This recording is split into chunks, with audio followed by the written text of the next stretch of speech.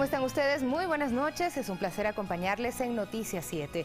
Este 1 de junio volverá el impuesto al valor agregado IVA al 12%. El director del SRI socializó hoy este cambio con los comerciantes. Les contaremos de esto más adelante, vamos a revisar otros titulares.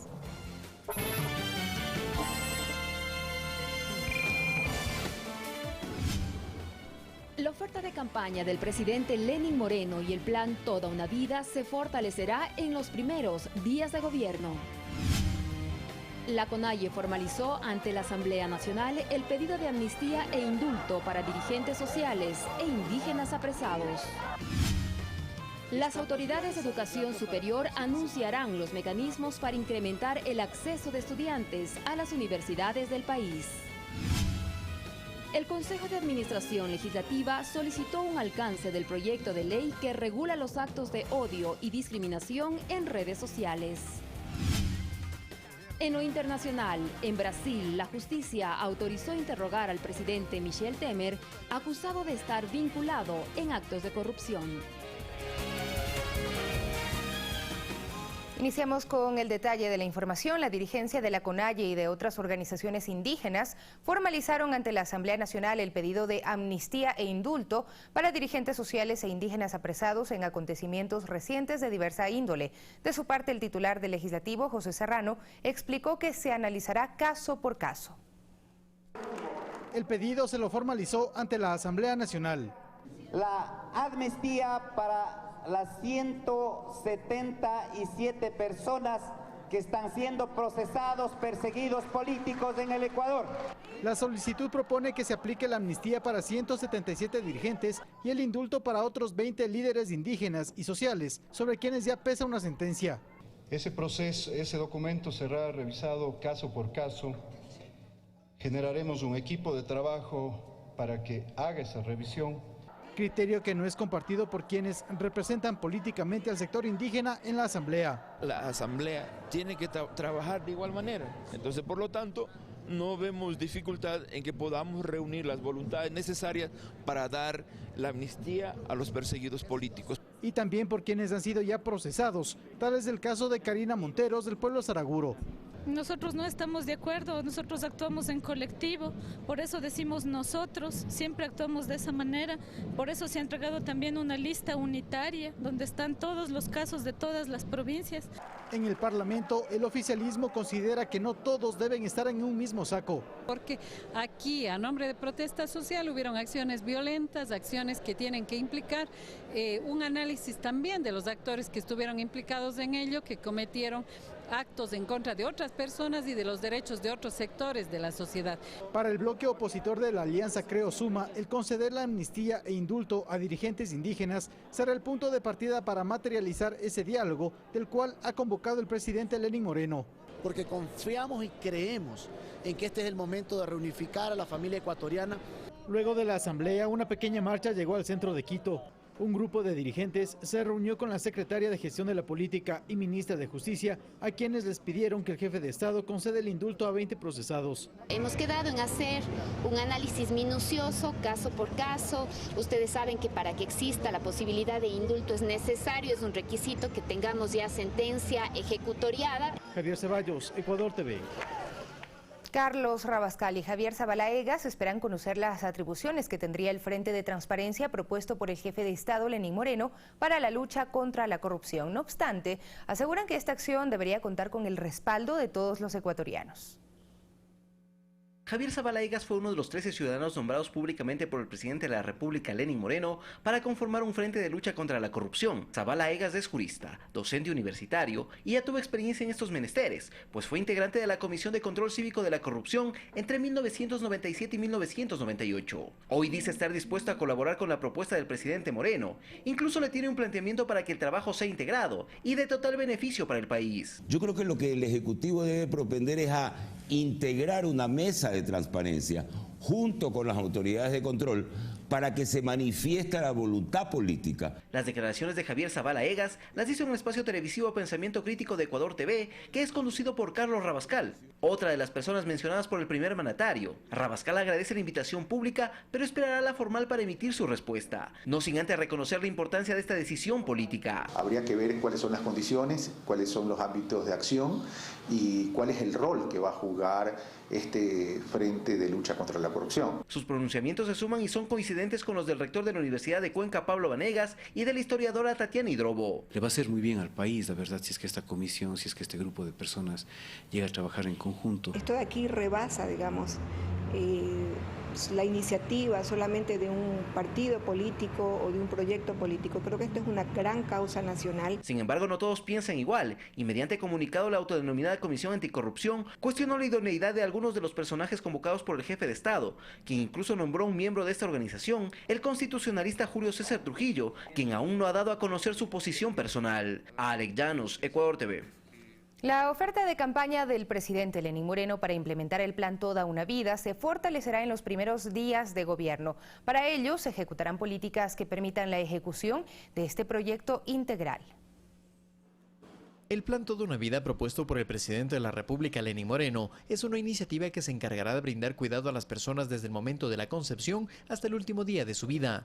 Y para ello, mediante la firma del decreto número 11, el mandatario dispuso la creación de una secretaría con rango ministerial. Dicha cartera de Estado estará adscrita a la Presidencia de la República y estará a cargo de Irina Cabezas, ex vicepresidenta de la Asamblea Nacional y ex embajadora del Ecuador en Honduras. La primera etapa va a ser un levantamiento de información para poder conocer la condición social y económica de las personas que en un estudio previo que hicimos durante la campaña solicitaron ser partícipes del plan Toda una Vida. Y en base a eso, pues nosotros empezaremos pues a cumplir con todo el proyecto que habíamos planteado, todo el plan Toda una Vida. El propósito de este programa integral es avanzar hacia una sociedad de bienestar para todos a través de la lucha contra la pobreza extrema, que contempla, entre otras cosas, la entrega de ayuda económica a grupos vulnerables, la construcción de vivienda, seguro social y la generación de empleo. El objetivo planteado es poder atender a más de 500.000 adultos mayores, quienes accederán a un sustento digno que incluye servicios sociales gratuitos. La concepción que está detrás es que hay un Estado que te cuide, un Estado que te impulse, un Estado que te proteja. Para la ejecución del plan se ha establecido el financiamiento correspondiente, analizando varias alternativas, como lo explica el asambleísta Pavel Muñoz. El Estado ecuatoriano se nutre de los ingresos que provienen de la venta del petróleo, los ingresos que provienen de sus ingresos fiscales, ¿no es cierto?, y los otros que están fundamentados en el dinamismo económico. De ahí que las tres fuentes de ingreso tengan que comulgar para generar los recursos que permitan ese financiamiento y otros financiamientos. El decreto establece además la conformación de un comité interinstitucional, con el objetivo de coordinar y articular las políticas y lineamientos necesarios que permitan la ejecución de las misiones Toda una Vida y las manuelas encargadas de apoyar a las personas con discapacidad. Pero también vamos a requerir del legislativo pues cierto cambio de normas que serán presentados en los próximos días al señor presidente de la Asamblea Nacional. Carlos Flores, Ecuador TV. Y en las próximas semanas, las autoridades de educación superior anunciarán los mecanismos que aplicarán para incrementar el acceso de estudiantes a las universidades del país. El Examen Nacional para la Educación Superior, ENE, se aplica desde el 2013 a quienes buscan un cupo para acceder a la universidad pública. En esta evaluación, los estudiantes deben demostrar sus aptitudes y alcanzar un puntaje mínimo para optar por la carrera de su preferencia. A decir de las autoridades que estuvieron al frente del ENES en el anterior gobierno, este mecanismo permitió que los cupos universitarios sean entregados en base a méritos y superar la época en la que quienes aspiraban a entrar a la universidad tenían que hacer largas filas en los exteriores de las instituciones. Una de las ofertas de campaña del actual presidente Lenín Moreno fue la de mejorar los mecanismos de ingreso a las universidades. Para esto, las autoridades relacionadas con esta área ya trabajan en este propósito. Y estamos ya desarrollando para la próxima semana una propuesta que primero presentaré evidentemente en el gabinete de aprobación del presidente para poder establecer algunas modificaciones y fundamentalmente ampliar las opciones para los chicos. Varios mecanismos, digamos, en relación a propedéuticos, a nivelación postbachillerato, a discutir con las universidades el perfil de las carreras. Con una visión de trabajar en conjunto en los temas pedagógicos en trabajar sobre aspectos que están vinculados con el rezago estudiantil, con el rezago pedagógico. Los cambios, a decir del secretario de Educación Superior, Augusto Barrera, se aplicarán en la próxima convocatoria para los estudiantes del régimen Sierra. Estamos trabajando para tener una serie de elementos de manera absolutamente rápida. Otra de las políticas que permitirán a más jóvenes acceder a la educación superior será la creación de las universidades tecnológicas. Se trata de construir 40 instituciones técnicas y tecnológicas bastante bien, es decir, tenemos ya en día y medio un balance exacto de lo que podemos hacer. Estamos acelerando los procesos de planificación. En este aspecto también trabajará el Ministerio de Educación, al fortalecer la educación técnica que está a su cargo. Engranar de mejor manera la educación técnica y tecnológica en los sistemas duales de formación. Rodrigo Galvez, Ecuador TV. Y la Comisión de Régimen Económico y Tributario de la Asamblea Nacional sostuvo su primera sesión ordinaria en la que se plantearon los ejes políticos para el tratamiento de las distintas leyes. El Código de Comercio y la proforma presupuestaria constan como objetivos a corto plazo. Poner la economía al servicio de la sociedad y fortalecer el sistema económico-social son los ejes con los que se pretende trabajar en la Comisión de Régimen Económico de la Asamblea Nacional. Volcar los acuerdos fiscales que pueda tener el país, hablo en un sentido amplio, con dos elementos que seguramente nos comprometen a todos: la erradicación de la extrema pobreza y el cumplimiento de los objetivos de desarrollo del milenio.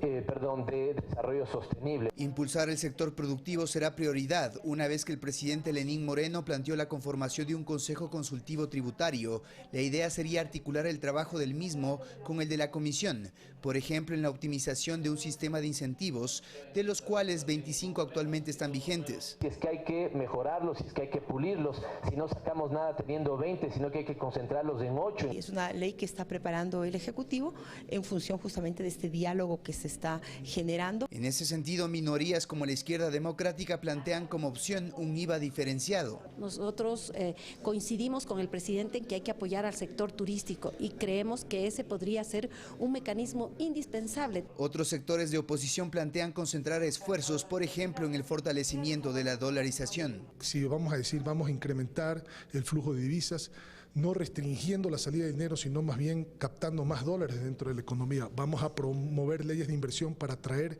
inversión nacional y extranjera. Ya en el orden de leyes a corto y mediano plazo está en el Código de Comercio, con un informe ya aprobado para segundo debate, sobre el cual se solicitaría una prórroga. La aprobación presupuestaria consolidada del año 2016, cuyo plazo es el 4 de junio del año en curso. Y por abocar conocimiento, la Ley de Minería, Código Orgánico de Planificación y Finanzas Públicas, Código Orgánico Financiero y Reparación a los depositantes afectados por el Decreto 685. César García, Ecuador TV. Revisamos otro tema. Para socializar la reducción del impuesto al valor agregado IVA al 12%, el director del Servicio de Rentas Internas, Leonardo Orlando, recorrió varios locales. Este impuesto retornará a su valor original desde este jueves. Tras 12 meses del incremento de 2 puntos en el impuesto al valor agregado, IVA, conforme lo reglamentó la Ley Solidaria por el Terremoto, este 1 de junio la tarifa que fue temporal retorna a su valor habitual, es decir, 12%.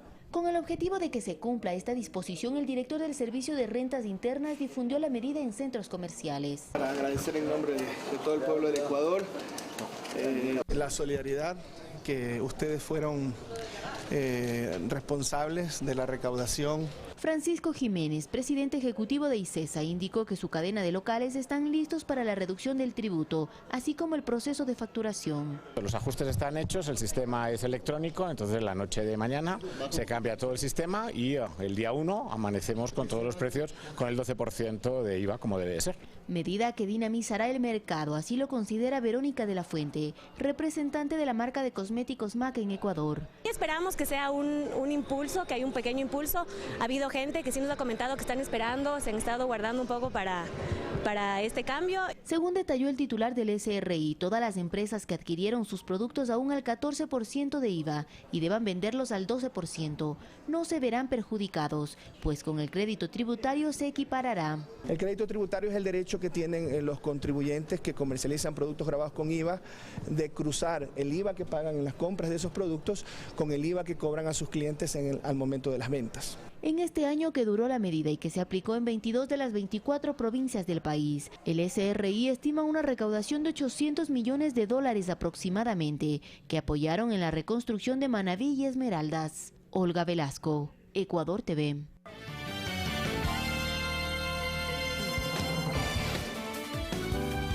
Para más información, visítanos en www.mediospublicos.com.es y www.eltelegrafo.com.es. Volvemos con más noticias. El Consejo de Administración Legislativa solicitó un alcance del proyecto de ley que regula los actos de odio y discriminación en redes sociales e Internet, pues a juicio de esta instancia legislativa no están claros los objetivos que busca la ejecución de esta norma. Esa fue la confirmación que hizo uno de sus integrantes. Luis Fernando Torres explica el por qué el CAL tomó esta decisión frente a este proyecto de ley que envió por la vía ordinaria el expresidente Rafael Correa. Administrativamente parece que se ha pedido un alcance, no es decisión del CAL, pero administrativamente un alcance para que luego la unidad de técnica legislativa sea la que emite el informe de procedibilidad. Alcance que podría modificar el espíritu de la norma, afirmó Torres, pues de por medio está un nuevo gobierno que no necesariamente puede compartir el criterio de la propuesta enviada por la administración anterior. Que el nuevo gobierno probablemente no esté en la misma línea del anterior en cuanto a ejercer un control más radical en redes sociales, y bien podría haber una recomendación del propio Ejecutivo que se lo trate de otra manera. Si el alcance que pueda llegar nuevamente a la legislatura en los próximos días no varía la esencia de la norma, este cuerpo legal busca aplicarse sobre todo en las empresas proveedoras de Internet, cuyos usuarios superen los 100,000 seguidores y que los mismos compartan contenido y lo difundan públicamente, mismos que puedan constituir actos de odio o discriminación, delitos tipificados en el Código Orgánico Integral Penal. Las empresas o proveedores, dice el proyecto, tendrán la obligación de elaborar un informe trimestral, el cual será presentado al Ministerio de Justicia respecto a la gestión de reclamos o reportes de contenido ilegal que presenten los usuarios. Además, las compañías proveedoras deberán establecer un mecanismo eficaz de trámite de esos reclamos, cuyo contenido ilegal puedan enmarcarse en las figuras de contravención o delito. El académico y experto en redes sociales, Cristian Espinosa, no es tan optimista respecto a los defectos de control que se pretende tenga esta disposición legal. Esta ley tiene un problema que puede ser muchas veces, tiene el riesgo de ser mal utilizada políticamente. Ese es el riesgo de una ley de este tipo. Pero además tiene otro riesgo, y es que haya más gente publicando justamente lo que se quiere evitar. La propuesta establece además que los proveedores de redes sociales designen agentes internos para que comuniquen a la Fiscalía hechos que puedan caer en lo delictivo. Además, estipula el cobro de multas si las compañías proveedoras no ejecutan las disposiciones contempladas en esta propuesta de ley.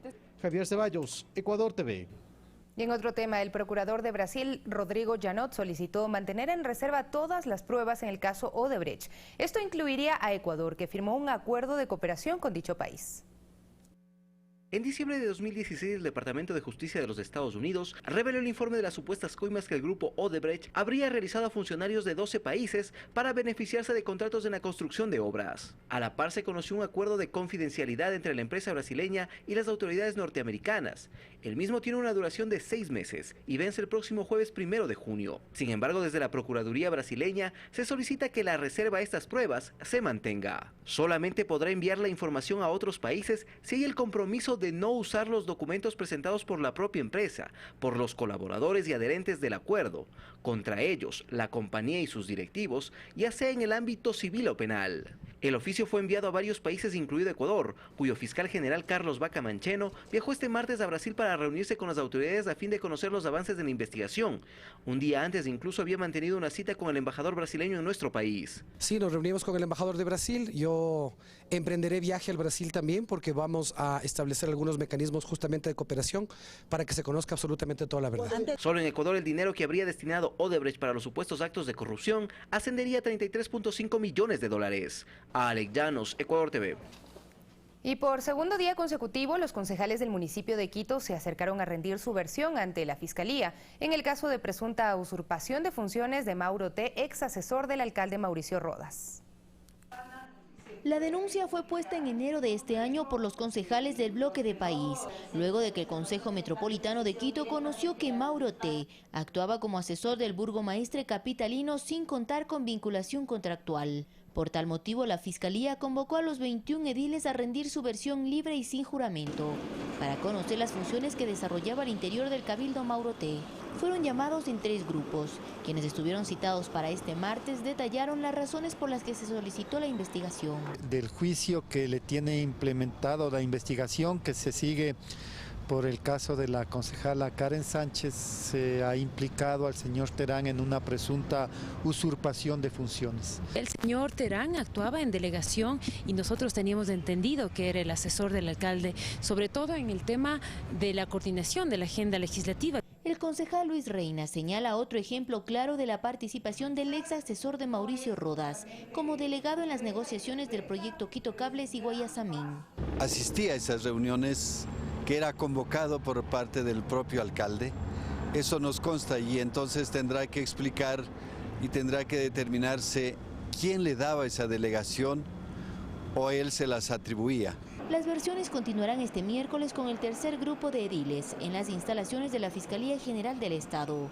Mauro T. además está vinculado en otro proceso. El 5 de mayo, la jueza de la Unidad de Garantías Penales, María Elena Lara, resolvió llamar a juicio tras analizar el dictamen acusatorio de la Fiscalía por el presunto delito de defraudación tributaria debido a la presunta omisión del procesado, al no declarar los ingresos de los años 2014 y 2015. Esto según información del Servicio de Rentas Internas y de la Unidad de Análisis Financiero. Olga Velasco, Ecuador TV.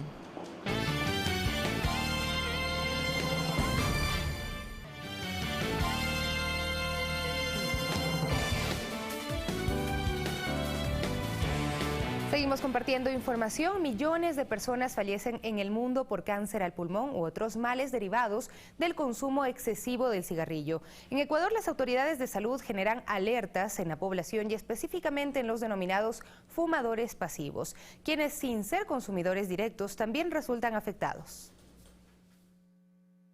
Las cifras del consumo del tabaco provienen de la Organización Mundial de la Salud, que en un estudio reciente determinó que el consumo del cigarrillo mata cada año a más de 7 millones de personas, de las cuales más de 6 millones son consumidoras, mientras que alrededor de 890.000 no fuman, pero se ven indirectamente expuestas al humo y sus consecuencias. Consumir tabaco, pero también alcohol, porque incluso hay algunos juegos que están vinculados con el consumo de alcohol, son muy perjudiciales para la salud. Es por ello que en Ecuador las autoridades de salud generan alertas en la población.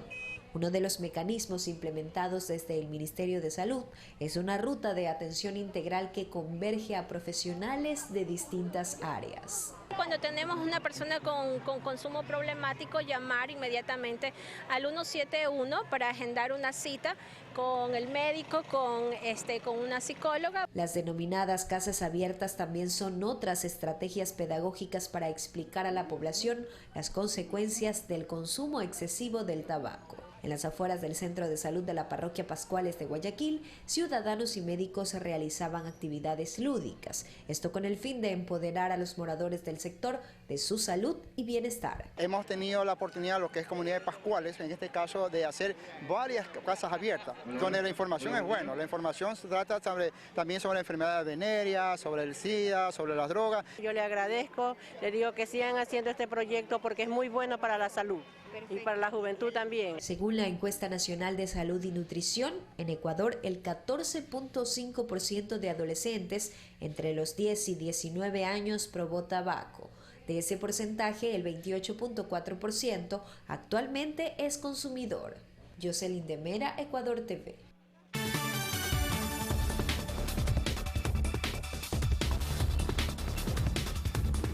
Y en Brasil, la justicia autorizó interrogar al presidente Michel Temer, acusado de estar vinculado en actos de corrupción. Mientras que en Panamá murió el dictador Manuel Antonio Noriega. Tenemos más noticias en el siguiente resumen internacional. La Corte Suprema de Brasil autorizó a la Policía Federal a interrogar al presidente Michel Temer, quien es investigado por delitos de corrupción pasiva, obstrucción a la justicia y asociación ilícita. El interrogatorio estará centrado en los polémicos audios de Joesley Batista, dueño de la empresa JBS, en la que afirma haber pagado sobornos en temas de corrupción. Michel Temer no será obligado a presentarse en la policía, ya que el interrogatorio podría ser enviado por escrito y respondido de la misma forma por el mandatario, quien en ese caso deberá hacerlo en un plazo de 24 horas. Un nuevo impasse entre Chile y Bolivia. Un paro aduanero en Chile ha provocado, según el gobierno de Bolivia, pérdidas económicas diarias, el estancamiento de la economía y del trabajo de los bolivianos. Hasta el momento se ha enviado una nota al secretario de la Organización de Estados Americanos, Luis Almagro, en el que se asegura que el movimiento vulnera los derechos humanos de los transportistas de su país. 34 migrantes procedentes de Marruecos fueron rescatados en el mar Mediterráneo cerca de la costa de Almería. Las fuerzas aéreas portuguesas, un buque pesquero cercano y los servicios de guardacostas almerienses organizaron el rescate luego de que el bote en el que navegaban los migrantes se incendió y los obligó a saltar del agua. En Panamá murió el exdictador Manuel Antonio Noriega a los 83 años en un hospital público en donde estaba recluido en estado crítico desde el pasado mes de marzo. Noriega gobernó entre 1983 y 1989 hasta ser derrocado. Pasó 26 años en cárceles de Francia, Estados Unidos y Panamá, acusado por el asesinato de enemigos políticos, lavado de dinero y narcotráfico. En enero logró obtener prisión domiciliaria en casa de una de sus 3 hijas para prepararse a una intervención tras ser detectado un tumor cerebral. Fanny Lara, Ecuador TV. Con estas noticias nos despedimos. A ustedes muchísimas gracias por su atención. Recuerden que a las 21 horas estaremos nuevamente juntos compartiendo más noticias. Hasta entonces.